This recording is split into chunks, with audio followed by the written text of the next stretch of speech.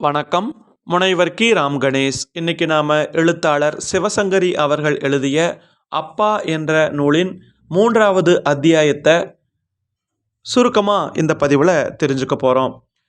இந்த நூல் முழுமையுமே ஜிடி நாயுடுவினுடைய மகன் கோபால் சொல்லக்கூடிய வகையில், அதாவது ஒரு மகன் தன்னுடைய அப்பாவை பற்றி சொல்லக்கூடிய விதத்தில் தான் இந்த கட்டுரைகள் எல்லாமே அமைஞ்சிருக்கு. அந்த வகையில் 3வது அத்தியாயத்தை நாம் பார்க்கலாம். அதாவது ஜிடி நாயுடு அவர்கள் ஒரு கண்டிப்பான தந்தையா, அதே நேரத்தில் தன்னுடைய மகனிடத்தில் பொறுப்புணர்ச்சி ஏற்படுத்தணும் அப்படிங்கிற நோக்கத்தோட என்னென்னவெல்லாம் செஞ்சார் அப்படிங்கிறத இந்த கட்டுரை நமக்கு புரிய வைக்குது. சென்ஸ் ஆஃப் வேல்யூ, அதாவது பொருள், நேரம், உழைப்பு, இதை வாழ்க்கையில் உணர வேண்டியனுடைய அவசியத்தை அதை எப்படியெல்லாம் அப்பா புரிய வச்சார் அப்படிங்கிறத கோபால் அவர்கள் பதிவு பண்ணுறாரு பாருங்க. அப்போது எனக்கு என்ன வயசு இருக்குன்னு தெரியல, ஒரு 5 வயசு இருக்கலாம். அப்பாவோட காரில் பயணிக்கக்கூடிய ஒரு சூழல் ஏற்பட்டது. அப்படி இருக்கிறப்போ நான் காருக்குள்ளே இருந்து ஜன்னல் வழியாக எதையாவது எட்டி பார்த்துட்ருப்பேன். அப்போது ஒரு நாள் ஒரு காட்சி அப்பா காமிச்சார். ஒரு தள்ளாத வயது, மெலிந்து சுருங்கி போன உடம்பு, கிழிஞ்ச சேலை, பக்கத்தில் ஒரு அழுக்கு துணி மூட்டை, நசுங்கி போன அலுமினிய தட்டு.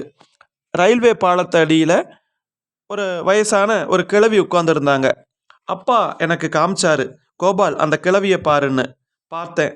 பாவமாக இருக்குதில்ல அப்படின்னு கேட்டார். ஆமாம். இப்படியெல்லாம் பேசிட்டு அப்பா சொன்னார், பசியோடு இருப்பாரோ அப்படின்னு சொல்லி கேட்குறப்போ பதில் வரல. அதுக்கப்புறம் மழை காற்று வந்தால் அந்த கிழவி என்ன பண்ணுவாங்க அப்படின்னு சொல்லி அப்பா கேட்குறாரு. அதோடு முடிஞ்சிருச்சு. அன்னைக்கு பகல் நேர உணவு. அப்பாவோடு உட்காந்து சாப்பிட்டப்போ எனக்கு இந்த சாப்பாடு வேண்டாம் அப்படின்னு அடம் பிடிச்சேன். உடனே அப்பா மெல்ல அந்த கிழவியினுடைய பேச்சை எடுத்தார். கோபால், அந்த கிழவியை பார்த்தியல்ல, அவங்களுக்கு பசிஞ்சா என்ன பண்ணுவாங்க, யார் சோறு போடுவாங்க? எனக்கு பதில் தெரியலை. ஒருவேளை வயிறு நிரம்ப என்னைக்காவது அந்த கிழவி சாப்பிட்ருப்பாருன்னு நினைக்கிறியா? இல்லை. பட்டினியுடன் மழை காற்றில் தவித்து பாவம் நீ வேண்டாம்னு ஒதுக்கக்கூடிய இந்த உணவுப் பொருள்களை அந்த கிழவிகிட்ட தந்தா எத்தனை ஆர்வமாக சாப்பிடுவார் பாவம் அப்படின்னு சொன்னார். அன்னைக்கு நான் வாயை திறக்காம போட்டதை சாப்பிட்டுட்டு நான் எந்திரிச்சு வந்துட்டேன்.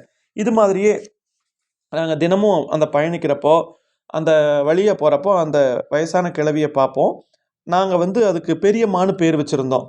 தினமும் மறக்காமல் சாப்பிட்ற சமயத்தில் ஏழ்மை பட்டினி பற்றி பேசுகிறதும், எந்த உணவையும் வேண்டாம்னு தள்ளாமல் மிச்சம் வைக்காமல் ஒன்று துவங்கியதும் அதுக்கு பின்னாடி தான்.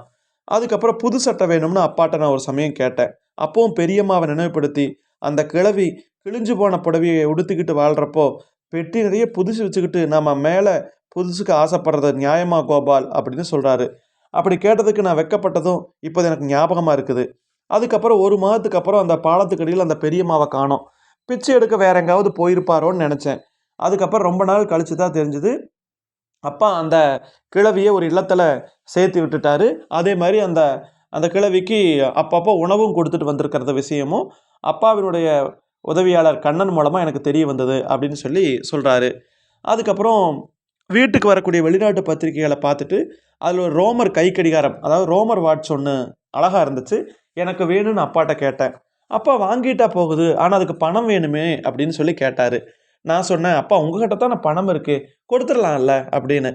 உடனே அப்பா சொன்னார், கொடுக்கலாம் தான், ஆனால் நான் சும்மா யாருக்குமே பணம் கொடுக்கறதில்ல. நாயர், கண்ணன் எல்லாருமே என்கிட்ட வேலை பார்க்குறாங்க, சம்பளம் கொடுக்குறேன். அதை போலவே நீ ஏதாவது வேலை செய், பணம் தர்றேன்னு அப்பா சொன்னார். நான் வேலை பார்க்குறதா, எனக்கு ஒரு வேலையும் தெரியாதுன்னு நான் சொன்னேன். அப்படியா, சரி, தினமும் நம்ம சாப்பிட்றப்போ எனக்கும் என் கூட சாப்பிட்றவங்களுக்கும் சாப்பாடு பரிமாறு. நீ நாயருக்கு உதவி செஞ்சின்னா ஒரு வேலைக்கு உனக்கு 8 தர சொல்கிறேன்னு. எனக்கு எப்படியாவது ரோமர் வாட்சை வாங்கி கட்டிக்கணும்னு ஆசை. அதனால் நான் செஞ்சேன் அந்த வேலையை. அப்போது சொந்தக்காரங்க, அம்மா, மற்ற உறவினர்களெல்லாம் என்னை திட்டினாங்க, அப்படியெல்லாம் பண்ணாத அப்படின்னு. அப்புறம் 3 நாள் கழிச்சதுக்கப்புறம் நான் அந்த உணவு பரிமாற போகலை. அப்போது நான் சொன்ன வார்த்தையை காப்பாற்றலை அப்படின்னு அப்பா ஃபைனாக ₹1 கழிக்க சொல்லிட்டாரு. அதுக்கப்புறம் மறுபடியும் அந்த வேலையில் போய் நான் சேர்ந்துட்டேன். 10 நாள் போகிறதுக்குள்ளே அந்த வேலை மீது எனக்கு இருந்த எரிச்சல் குறைஞ்சு காலையில் சிற்றுண்டி சாப்பிட்றப்போ வழியே போய் உதவி செய்ய துவங்கினேன். ₹1 பதில் 1.5 கிடச்சிச்சு. ரொம்ப சீக்கிரமே ரோமர் வாட்சை வாங்கி கட்டிக்கிட்டப்போ எனக்கு அவ்வளோ பரவசமாக இருந்துச்சு. இது மாதிரியே வாசலை பெருக்கிறதுக்கும் இன்னும் கொஞ்சம் பெருசான உடனே எனக்கு லைக்கா கேமரா தேவைப்பட்டுச்சு. அப்போ எச்சில் இலைகள் எடுக்கிறதுக்கு கூட நான் தயாரானேன் அப்படின்னு சொல்கிறாரு.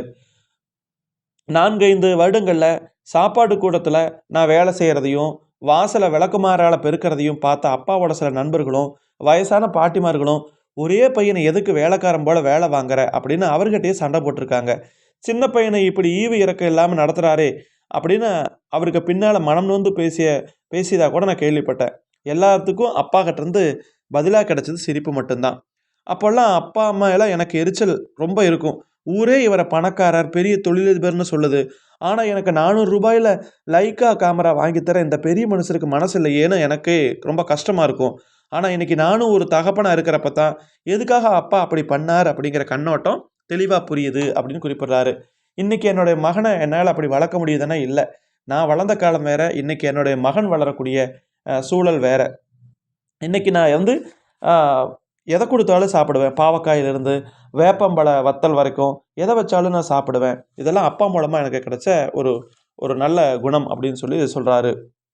அதே மாதிரி ஒரு சமயம் நான் மின்சாரம் பாயக்கூடிய ஒரு டைனமோ மொபைலாக அந்த ஒரு டிராக்டர் சொல்லுவாங்க இல்லையா, மேக்னெட்டை பொறுத்து வைத்து அதில் மின்சாரத்தை சுற்றி பார்க்குறதுக்கு ஒரு ஒரு ஒரு கைப்பிடியை வச்சு ஒரு மிஷின் ஒன்று வீட்டில் இருந்துச்சு. அப்போ அப்பா ஒரு நாள் அதை பிடிச்சிக்கோன்னு சொன்னார். நானும் பிடிச்சிட்டேன். அப்போ ஷாக் அடிச்சுது. கையை உதறிட்டு ஓடிட்டேன். அதுக்கப்புறம் அடுத்த நாள் அப்பா கூப்பிட்டு அதை என்னை பிடிக்க சொன்னார். எனக்கு அன்றைக்கி ஷாக் அடிச்சதில் பயம். எதுக்காக அப்பா இப்படி பண்ணாருன்னா, ஒரு சமயம் நான் ஒரு மிஷின்களோட நான் விளையாடிக்கிட்டு இருந்தேன். அப்போ ஷாக் அடித்தா எப்படி இருக்குன்னு எனக்கு உணர்த்துவதற்காகத்தான் அப்பா அப்படி பண்ணார். அதுக்கப்புறம் அந்த மிஷினை எல்லாம் எப்படி கையாளணும் அதையெல்லாம் அப்பா எனக்கு புரியும்படி சொல்லிக் கொடுத்தாரு. அதே மாதிரி நான் சின்ன பையனாக இருக்கிறப்போ படம் வரைகிறதுல என்ன கஷ்டம் அப்படின்னு சொல்லிட்டேன். உடனே அப்பா ஒரு 4 வெள்ளை பேப்பரை கொடுத்து பென்சிலை கொடுத்தீங்க, படம் வரைஞ்சு காட்டுன்னு சொன்னார். என்னால் வரைய முடியல. அப்போ நான் அதை உணர ஆரம்பித்தேன். அதே மாதிரி கதை எழுதுறதை பற்றியும் நான் சாதாரணமாக சொல்லிகிட்டு இருந்தேன். அப்பா ஒரு நாவலை கொடுத்து ஒரு கோட் சீன் வரைக்கும் படிக்கிறதுக்கப்புறம் நீயே எழுதுனாரு. என்னால் எழுத முடியல. அப்பா சொன்னார், எதையுமே நம்ம முழுசாக தெரிஞ்சுக்காம அதில் இருக்கிற சிரமங்களை உணர முடியாது. சும்மா எல்லாம் ஈஸியாக பண்ணிடலான்னு சொல்லிடக்கூடாது அப்படின்னு அப்பா எனக்கு புரிய வச்சார். அதே மாதிரி ஒரு சமயம் வெளிநாட்டுக்கு போனேன்.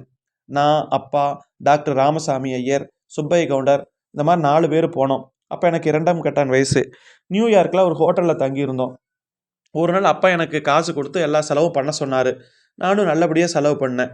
அடுத்த நாள் அப்பாவும் அவருடைய நண்பர்களும் வேறு பக்கம் போயிட்டாங்க. என்கிட்ட கொஞ்சம் காசு இருந்தது. அப்பா சுற்றி பார்த்துட்டு வான்னு அனுப்புனார். நான் போய் அன்னைக்கு படாத பாடுபட்டேன். காசெல்லாம் செலவாக போச்சு. நாங்கள் தங்கியிருந்த ஹோட்டல் அறைக்கு வந்தப்போவே என் கையில் காசு இல்லாமல் போச்சு. சாப்பாடு இல்லாமல் கண்ணே கட்டிக்கிச்சு. அப்போது அப்பா மேலே எனக்கு கோவம். அப்பா எனக்கு காசு கொடுக்காம போயிட்டாரே, நீ என்ன பண்ணுவேன்னு. அப்புறம் அப்பாவோட நண்பர் எனக்கு உதவி செஞ்சு என்னுடைய மயக்கத்தை தெளிவிச்சார். அடுத்த நாள் அப்பா சாப்பிட்டியா, நேற்று சுற்றி பார்த்தியாங்கிறப்போ எனக்கு ரொம்ப கோபமாக இருந்துச்சு. நீ எல்லா காசையும் செலவு பண்ணியிருப்பேன்னு தெரியும். அதே காசு எடுத்துக்கிட்டு அப்பா என்னை கூட்டிகிட்டு போய் எப்படி முறைப்படி செலவு பண்ணணும்னு கற்றுக் கொடுத்தாரு. நான் நான் அன்றைக்கி நான் செலவு பண்ண காசை விடவே குறைவாக தான் பிடிச்சிச்சு. அப்போ இது மூலமாக அப்பா எப்போவுமே பொறுப்போடு நடந்துக்கணும், பொறுப்புணர்ச்சி வேணும் அப்படிங்கிற அந்த ஒரு விஷயத்தை எனக்கு சொல்லி கொடுத்தது இப்பவும் எனக்கு நினைவில் இருக்கிறதாக அந்த கோபால் அவர்கள் குறிப்பிடக்கூடிய வகையில் இந்த 3வது அத்தியாயம் அமைஞ்சிருக்கு. அப்போது பொறுப்புணர்ச்சி வேணும், எதையும் சம்பாரிச்சு தான் வாங்கணும் அப்படிங்கிற அந்த ஒரு உணர்வை அப்பா ஏற்படுத்தியதை இந்த கட்டுரையில் தெரிவிச்சிருக்கிறாங்க. மிக்க நன்றி. மீண்டும் நாம் இன்னொரு பதிவில் சந்திக்கலாம். வேறு ஏதாவது சந்தேகங்கள் இருந்துச்சு அப்படின்னா நீங்கள் காமெண்ட் பகுதியில் குறிப்பிடுங்க. நன்றி.